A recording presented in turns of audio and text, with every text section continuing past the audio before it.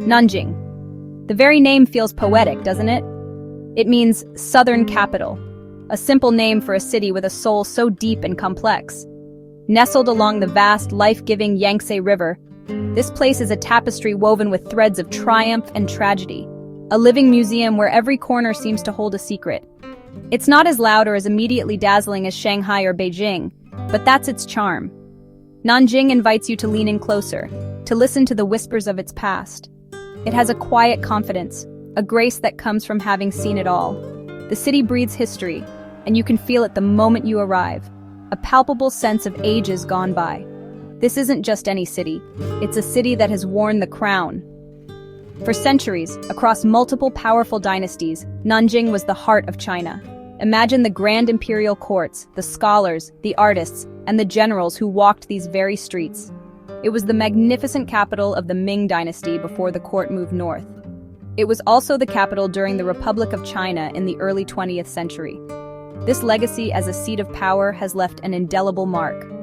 It has shaped the city's architecture, its culture, and the very character of its people.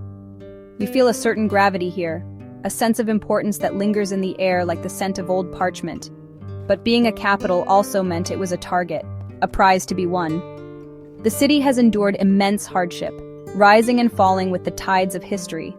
It has been built, destroyed, and rebuilt again, each time adding another layer to its incredible story. This resilience is something you can almost touch. It's in the steadfast gaze of the elderly residents playing mahjong in the parks, and in the vibrant energy of the young students cycling along the tree-lined avenues. Nanjing doesn't hide its scars. It wears them with a quiet dignity, a testament to its enduring spirit and its ability to regenerate, to find new life amidst the echoes of the old. My journey here began with a simple curiosity, but it quickly blossomed into a deep affection. There's a gentleness to Nanjing, a scholarly air that encourages you to slow down. The weeping willows that drape over the lakes and the ancient city walls that stand guard all contribute to this unique atmosphere. It's a city that doesn't shout for your attention. Instead, it waits patiently for you to discover its treasures, promising a journey not just through places, but through time itself. It's a place to wander and wonder, to get lost in thought as you trace the footsteps of emperors and poets, feeling the immense weight and beauty of Chinese history. One simply cannot talk about Nanjing without marveling at its city wall. This is not just any wall, it is a colossal stone dragon snaking its way around the old city for over 35 kilometers. It's one of the longest and best preserved city walls in the world, a masterpiece of Ming Dynasty engineering. Walking along its wide, weathered top, you get the most breathtaking views.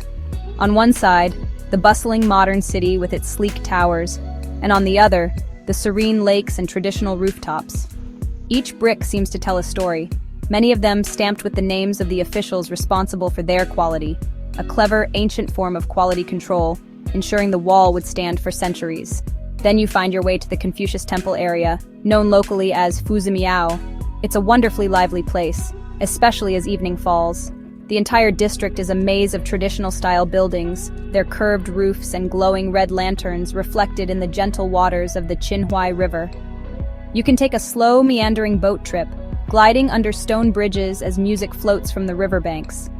It feels like stepping straight into an ancient Chinese painting. This area has been a center of Confucian study and culture for over 1,000 years, and today it's a fabulous hub of shops, street food stalls, and tea houses, buzzing with the happy chatter of locals and visitors alike. For a different kind of majesty, one must venture to Purple Mountain or Zijinshan. This is more than just a mountain. It's a sacred and historic national park, a sprawling green lung just east of the city.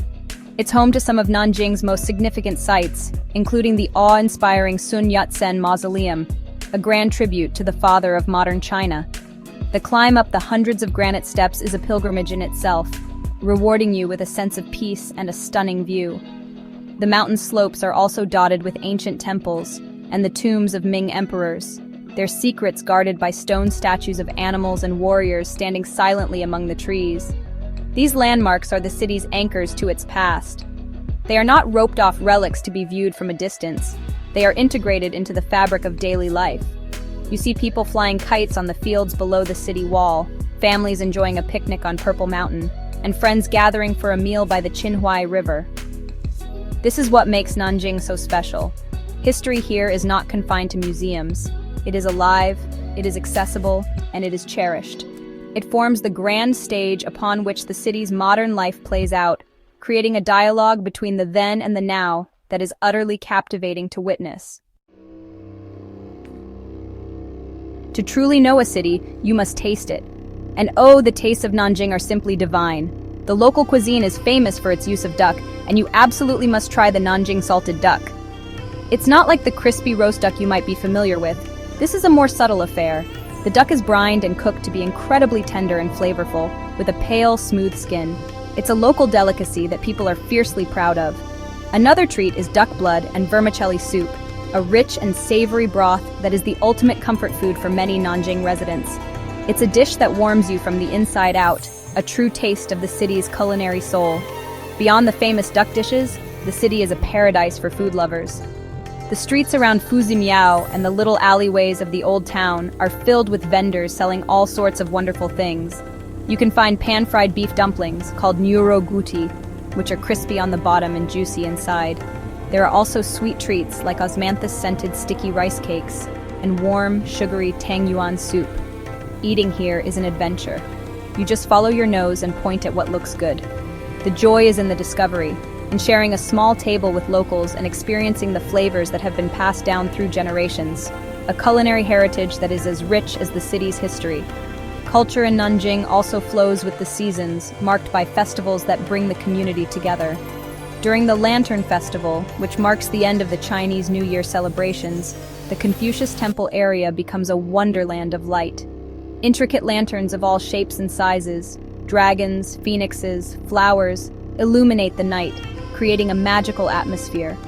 Another beautiful time to visit is during the Plum Blossom Festival on Purple Mountain. As winter fades, thousands of plum trees burst into a sea of pink and white blossoms, their delicate fragrance filling the air. It's a stunning spectacle that has inspired poets and artists for centuries. These traditions are the lifeblood of the city. They are the threads that connect the past to the present, giving people a sense of belonging and identity. It's in the way families gather to share a meal of salted duck, the excitement of children choosing a lantern, or the quiet contemplation of office workers taking a walk among the plum blossoms. This living culture is what gives Nanjing its warmth and its heart. It's not just a collection of historical sites. It's a vibrant, breathing community where ancient customs are woven beautifully into the rhythm of modern daily life, creating a rich and meaningful existence for its people. While Nanjing is steeped in history, it is by no means stuck in the past. It is a wonderfully modern and energetic metropolis, a major economic center in the Yangtze River Delta. The city's skyline is a testament to its forward momentum, with gleaming skyscrapers and contemporary architectural marvels standing tall. You can see this dynamism in the Shinjuku district, often called China's #1 business circle. It's a dazzling hub of enormous shopping malls, luxury brands, and endless dining options. The streets are a river of people, a flurry of activity that shows you just how vibrant and prosperous modern Nanjing has become. The city is also a major center for education and research, home to some of China's most prestigious universities. This gives Nanjing a youthful and intellectual energy. You see students everywhere, chatting in cafes, studying in libraries, or cycling through the leafy campuses. This young population fuels a thriving arts and culture scene, with contemporary art galleries, independent bookshops, and live music venues tucked away in different corners of the city. There's a constant buzz of new ideas and creativity, a sense that the city is not just preserving its history, but is also busy writing its next chapter, driven by the ambitions and dreams of its youth. Getting around this sprawling city is also a breeze, thanks to its incredibly efficient and modern public transport system. The Nanjing Metro is clean, fast, and extensive, connecting all the major landmarks and districts with ease. This seamless blend of old and new is what I find so fascinating.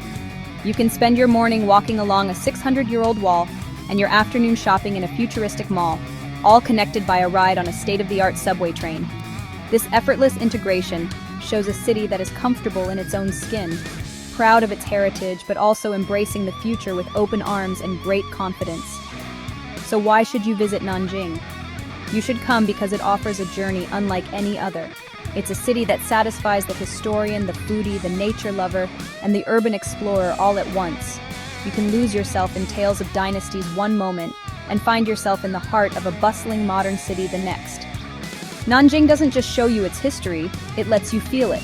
It's a city of profound soul and quiet beauty, a place of resilience and grace. It's a journey through time, a story waiting to be discovered, and it is, quite simply, an unforgettable experience that will stay with you long after you've left.